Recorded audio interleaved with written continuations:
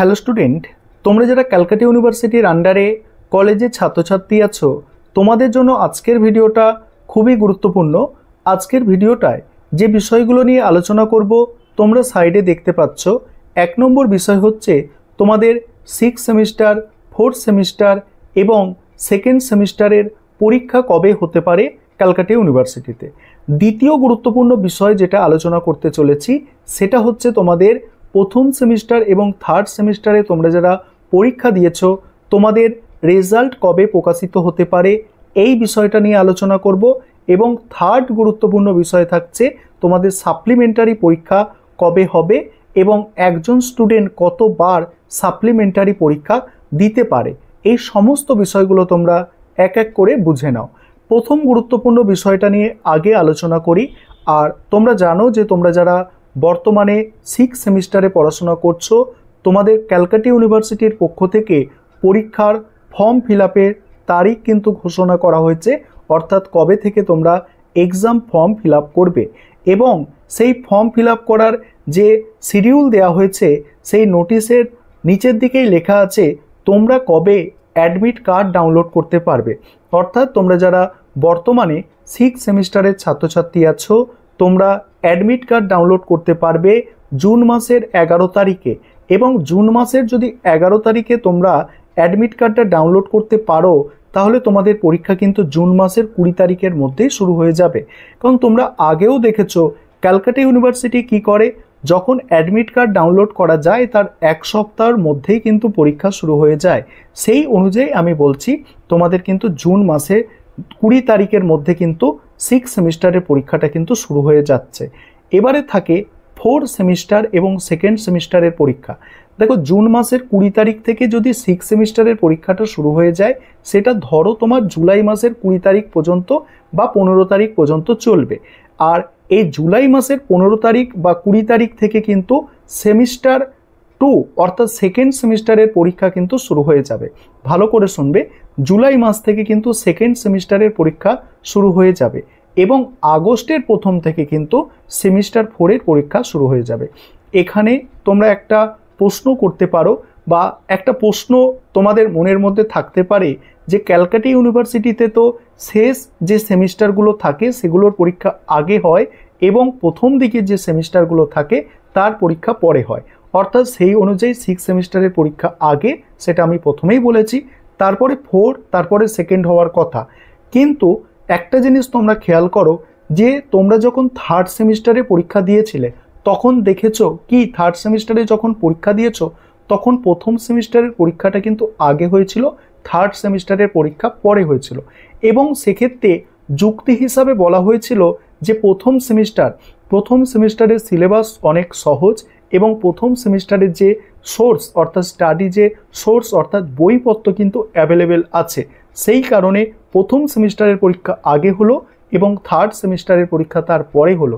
ঠিক একইভাবে সেই নিয়মটাই যদি কার্যকর করা হয় ক্যালকাটা ইউনিভার্সিটিতে তাহলে কিন্তু তোমাদের 4 সেমিস্টারের পরীক্ষা ক্যালকাটা ইউনিভার্সিটিতে আগে হবে।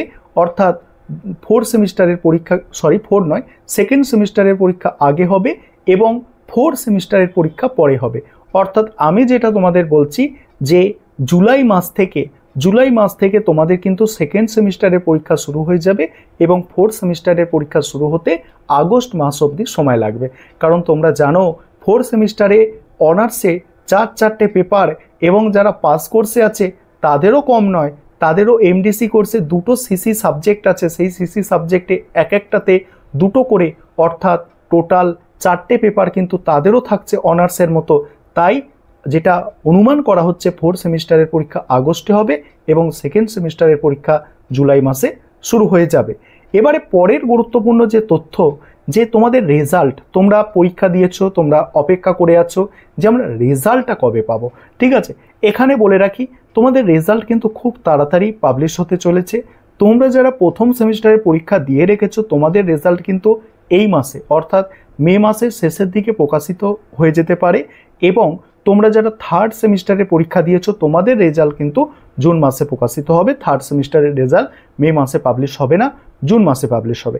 আরেকটা তথ্য, এক্সট্রা তথ্য এখানে দিয়ে রাখি, তোমাদের পরীক্ষা যখন হবে তার 1 মাস আগে, পরীক্ষা যখন হবে তার 1 মাস আগে তোমাদের কিন্তু ফর্ম ফিল আপের নোটিশ, ক্যালকাটা ইউনিভার্সিটি থেকে ফর্ম ফিল আপের নোটিশ দেওয়া হয় পরীক্ষা হওয়ার 1 মাস আগে, এবং পরীক্ষা হওয়ার প্রায় 1 মাস আগে ইন্টারনাল পরীক্ষা শুরু হয়ে যায়। দেখো 6 সেমিস্টারের এখন পরীক্ষার মানে নোটিশ চলে গেছে এবং তাদের কিন্তু ইন্টারনাল পরীক্ষা প্রায় শেষের পথে। এইভাবে তোমাদের কিন্তু বিষয়গুলো মনে রাখতে হবে, কারণ পরবর্তীকালে তোমরা অনেকগুলো সেমিস্টার পরীক্ষা দেবে, তখন বিষয়গুলো মনে রাখলে তোমাদের সুবিধা হবে যে মেন পরীক্ষার 1 মাস আগে মোটামুটি ইন্টারনাল পরীক্ষা কিন্তু শেষ হয়ে যায়। ঠিক আছে, এবার পরের শেষ গুরুত্বপূর্ণ যে তথ্যটা তোমাদের দেওয়ার আছে সেটা হচ্ছে তোমাদের সাপ্লিমেন্টারি পরীক্ষা কবে হয়ে থাকে। দেখো এই যে সেমিস্টার এখন চলছে কলেজে, এটাকে ইভেন্ট সেমিস্টার বলা হয়। এই সেমিস্টারটাকে কি ইভেন্ট সেমিস্টার বলা হয়, এবং এই পরীক্ষা জুন এবং জুলাই মাস থেকে, জুন জুলাই মাস এবং আগস্ট অবধি টানবে। সেক্ষেত্রে এখন তোমরা যারা 2nd সেমিস্টারে, 4th সেমিস্টারে এবং 6th সেমিস্টারে সাপ্লি পেয়ে আছো, অর্থাৎ সাপ্লিমেন্টারি পরীক্ষা দেবে ভাবছো, তোমরা পরীক্ষা দিতে পারবে। এবং তোমরা যারা প্রথম সেমিস্টার, 3rd সেমিস্টার এবং 5th সেমিস্টারে সাপ্লি পেয়ে আছো, অর্থাৎ সাপ্লিমেন্টারি পরীক্ষা দেবে ভাবছো, তোমরা কিন্তু এখন দিতে পারবে না। তোমরা সেই জানুয়ারি ফেব্রুয়ারি মাসে যখন পরীক্ষা হবে, মানে অড সেমিস্টারে, তখন দিতে পারবে। এখানে একটা অ্যাডিশনাল তথ্য তোমাদের আমি দিয়ে রাখি যে তোমরা কিন্তু ভালো করে পড়াশোনা করো, সাপ্লি যাতে না আসে সেটা চেষ্টা করো, কারণ সাপ্লিমেন্টারি পরীক্ষা দুবার দেওয়া যায়। তোমরা যদি শেষের দিকের সেমিস্টারগুলোতে, অর্থাৎ 4th সেমিস্টার, 5th 6th সাপ্লি পাও, সেক্ষেত্রে দুবার মাত্র সাপ্লিমেন্টারি পরীক্ষা দেওয়ার চান্স পাবে। সেক্ষেত্রে তোমাদের সমস্যা কি হবে, তোমাদের কিন্তু গ্র্যাজুয়েশন কিন্তু কমপ্লিটই করা হবে না। আর তোমরা যারা সিসিএফ এর স্টুডেন্ট আছো, তোমরা ভাবছো আমরা 3 বছর পড়াশোনা করে গ্র্যাজুয়েশনের সার্টিফিকেটটা, অর্থাৎ ডিগ্রিটা আমরা নিতে চাই। তোমাদের বলবো তোমরা কিন্তু বিশেষ ভালো করে পড়াশোনা করো যারা 3 বছরে গ্র্যাজুয়েশন কমপ্লিট করতে চাইছো, কারণ 3 বছরের গ্র্যাজুয়েশন যদি কমপ্লিট করো, 3 বছরের গ্র্যাজুয়েশন কমপ্লিট করতে চাইলে কি 3 বছরের মধ্যে তোমাকে সম্পূর্ণ কোর্স কমপ্লিট থাকতে হবে, কোনো সাপ্লি থাকলে কিন্তু চলবে না। তাই খুব ভালো করে সেই কথাগুলো মাথায় রেখে পড়াশোনা করো, এবং তোমাদের কিছু প্রশ্ন যদি থেকে থাকে এই সংক্রান্ত ভিডিওর কমেন্ট